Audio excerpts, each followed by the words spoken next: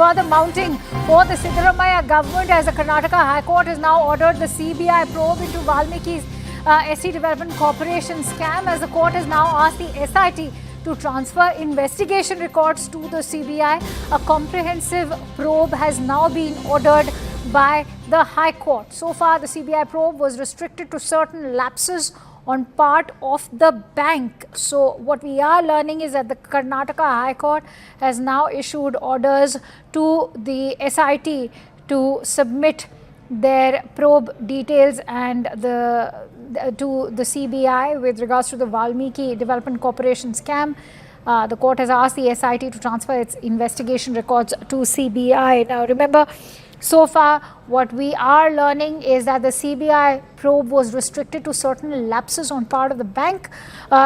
Shocking details had just emerged a few days ago where we had learned that there was still money laundering taking place under this entire corporation. Now, all right, so in the latest inputs that we are bringing to you right now, there were lapses on part of the bank as well. And in the latest that's coming in is that the Karnataka High Court has ordered the CBI probe into the Valmiki Development Corporation scam. Let's quickly go across to Harish, who's joining us with more inputs on that news story. Harish, many are wondering that the CBI was already probing this, and what is the need for CBI to step in? Shed more light. Right, we'll try and reconnect with Harish, but what we can tell you as far as the Valmiki Corporation case is concerned, that the CBI was also directed last year in November to submit details of the probe that they had conducted so far as the FIR registered based on the Union Bank of India's complaint. And that is why important to highlight that the CBI probe was limited to the lapses on part of the bank as far as Union Bank of India is concerned. And now as far as the SIT findings go, the High Court has instructed CBI to take over those findings which have been gathered by the SIT so far. This is with regards to the Valmiki Corporation case.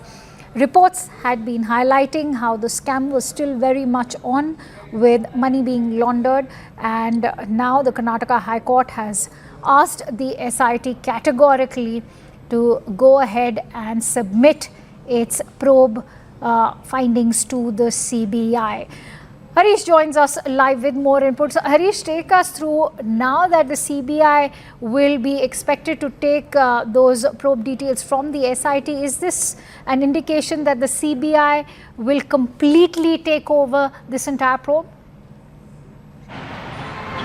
Absolutely. This is a comprehensive probe ordered by the Karnataka government. Remember, the CBI so far was restricted to probing certain aspects of those bank transactions because they had the power to take on any probe, any matter that had a significant amount of money that was at stake, especially from a PSU bank. Under that domain, they had taken over that probe or started that probe. Right now, what's happened is the Karnataka High Court has ordered a comprehensive probe, which means it won't be limited to just the bank transactions that have happened. It will look at the conspiracy, it will look at the people involved in the conspiracy, the possible money laundering angle. Remember, the ED has already said there is money laundering. The money was used for the elections in Bellary. So all those aspects will be probed.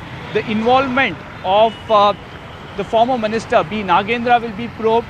Also, the involvement or the possible involvement of other Congress functionaries and MLAs also is now under the scope of this investigation by the CBI, and that's why we are saying that this is trouble for Karnataka government. The ED was probing it, but the ED was probing it only from the angle of money laundering under the PMLA Act and various other sections. Now you will see the CBI looking at corruption. You will see the CBI looking at conspiracy, not just of officials, but former ministers and possibly sitting MLAs of the Congress party.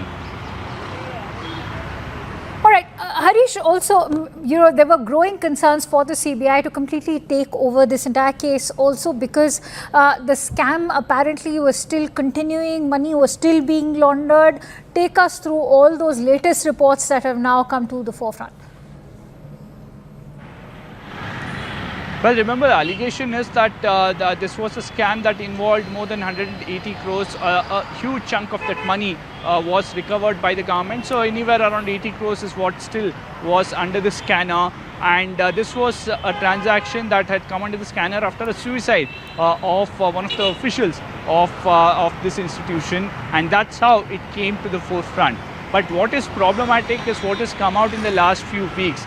It looks like it wasn't just a one-off scam that had taken place where money was illegally taken out from this ST Development Corporation account, transferred to various other unauthorized accounts and then laundered from there. In the last few weeks, we've seen allegations that there were bogus loans that were granted to people from the Valmiki community. That money was transferred to account that did not belong to the beneficiaries but was created in their name under bogus documents and signatures, and that money was looted, was the allegation by the BJP. So what now the CBI probe does is that it widens the scope of this investigation, not just look at in-depth into this scam. Possibly the access to some of the documents of the Valmiki ST Development Corporation will mean that you will have the CBI possibly looking at other discrepancies within the books of this corporation. Many thanks to you, Harish, for sharing all those details with us. News18.com marches way ahead of the Times of India with 38% more users on native and social platforms. Network 18, the undisputed leader of news networks, way ahead of the Times.